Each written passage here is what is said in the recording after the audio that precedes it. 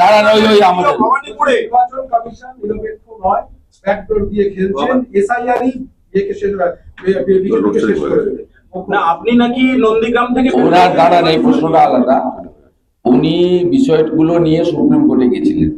উনি সমস্ত সাংবাদিক কনস্টিটিউশনাল বডিকেই বিজেপির ভূত দেখছেন। অতএব এর উত্তর জনগণ দিয়ে দেবেন। উনি ঘুরিয়ে যে কথা একটু আগে শ্রমিকদা বলেছে, অবৈধ বাংলাদেশি মুসলিম অনুপ্রবেশকারীদের সঙ্গে সাপোর্ট করছেন ডে ওয়ান থেকে।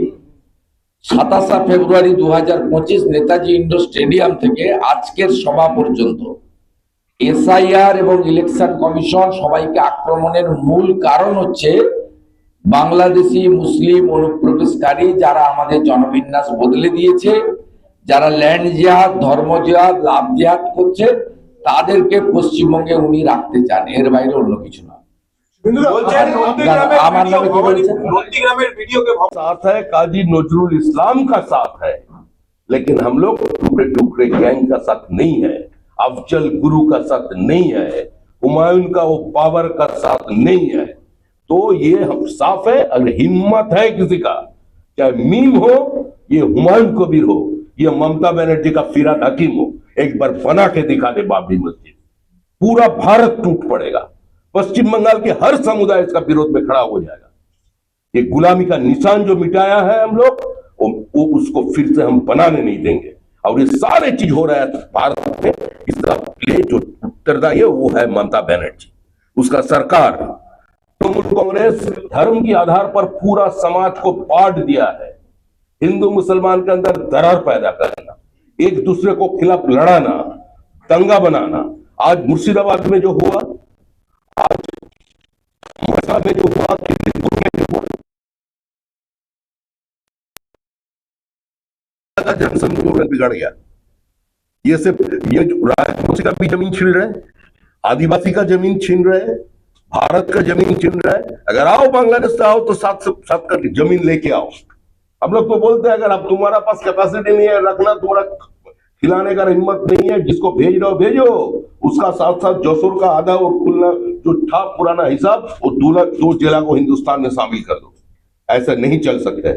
पश्चिम बंगाल की हर जनता जाग उठे है, और इस बार की जो चुनाव हो रहा है, इस बार की चुनाव का पहला मुद्दा है, हम लोग पश्चिम बंगाल को पश्चिम बांग्लादेश बनाने नहीं देंगे।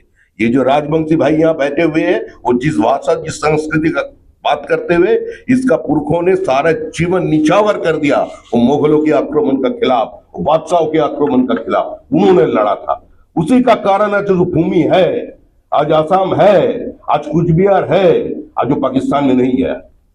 तो ये समझना चाहिए, नया हिंदुस्तान जाग उठा है और ममता जी का ये राजनीति समाप्त है। আক্রমণ করেছে 73 জন রিটার্নিং অফিসারকে সরিয়ে চেঞ্জ করা হয়েছে।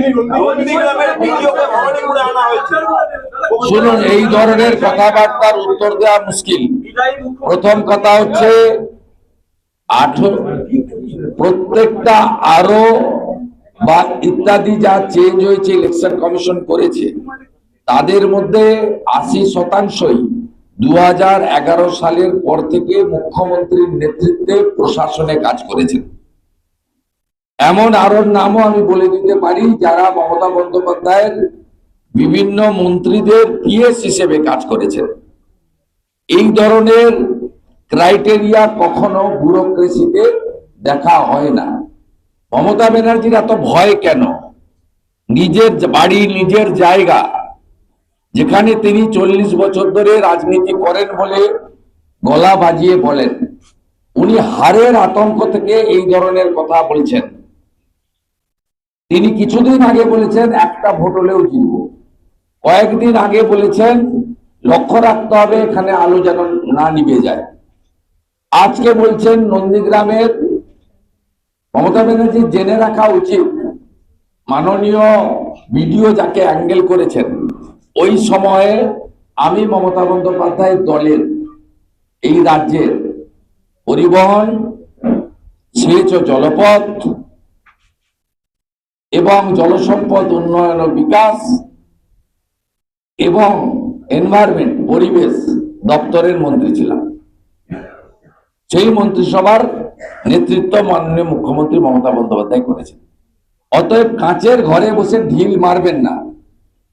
তাহলে আগামীকালও আমি এমন লিস্ট প্রকাশ করব যারা সিওমোতে ওএসডি হিসেবে কাজ করেছেন মুখ্যমন্ত্রীর সাথে, তারা অন্তত 5টি জেলার ডিও হিসেবে কাজ করছেন, ডিস্ট্রিক্ট ইলেকট্রাল রেজিস্ট্রেশন অফিসার বা ডিস্ট্রিক্ট ইলেকশন অফিসার কাজ করছেন। এগুলো হয় না। মমতা বন্দ্যোপাধ্যায় হারবেন, বিজেপি জিতবেন। ভবানীপুর বিজেপির জায়গা। তথাগত রায় 2014 সালে লিড দিয়েছিলেন। মমতা ব্যানার্জি এবারে চুরি করতে পারবেন না। 3 দফাতে 51,000 নাম বাদ গেছে। প্রথমে 45,000, পরে 2,000, এক জুডিকেটে 4,000 প্রায়। এই 51,000 ভুয়া ভোটের মালিক ছিলেন মমতা ব্যানার্জি। ব্যথাটাও জানি, যন্ত্রণাটাও জানি। বুঝতে পারছেন আগামী দিনে কি হবে। যেটা শ্রমিকদা বারে বারে বলেন, তৃণমূল গেছে, তৃণমূল চলে গেছে। ওটা পৃথিবীর কোনো শক্তি, কোনো মেডিসিন নেই এই কোমাতে চলে যাওয়া, একেবারে কোমাতে চলে যাওয়া তৃণমূলকে পুনর্জীবিত করে।